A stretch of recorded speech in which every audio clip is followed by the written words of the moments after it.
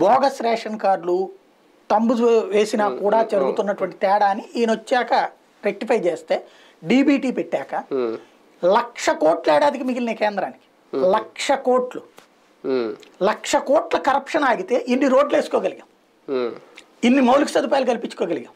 ఇవాళ దేశవ్యాప్తంగా ఎంత రోడ్లు వచ్చినాయి. ఇప్పుడు నేను పుట్టిన తర్వాత తేజాలో పనిచేసేదాకా కూడా నేను హైదరాబాద్ అంటే ఎట్లాగా 12 గంటల జర్నీ, 9 నుంచి 12 గంటల జర్నీ.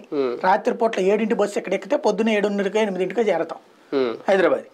సింగిల్ రోడ్ అది, అంటే ఇప్పుడు డబుల్ రోడ్ అంటే ఎట్లా ఉంటుందో అప్పుడు అదే రోడ్డు. అంటే ఇప్పుడు 4 లైన్ రోడ్డు ఉంది, అప్పుడు 2 లైన్ రోడ్డే మనకి. ఇవాళ రోజున 8 లైన్ రోడ్డు. ఈ తరహా మౌలిక వస్తువులు ఎందుకు కుదిరింది? నాన్ కరప్షన్ వల్ల.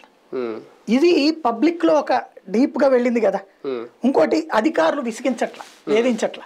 ఇది ఒక రకంగా మంచిదైంది కదా. కరప్షన్ ఫ్రీ సొసైటీతో పాటుగా ఎప్పుడైతే నా చేతిలో డబ్బులు ఉంటుందో నేను ఇంకొకటి ఆలోచిస్తా.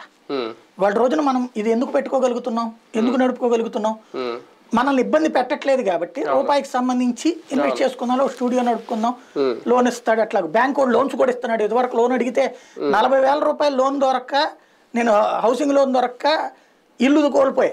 అదే ఏరియాలో 28 లక్షలు పెట్టి ఇల్లు కొనుక్కోవాల్సి వచ్చింది, 26.5 లక్షలు పెట్టి.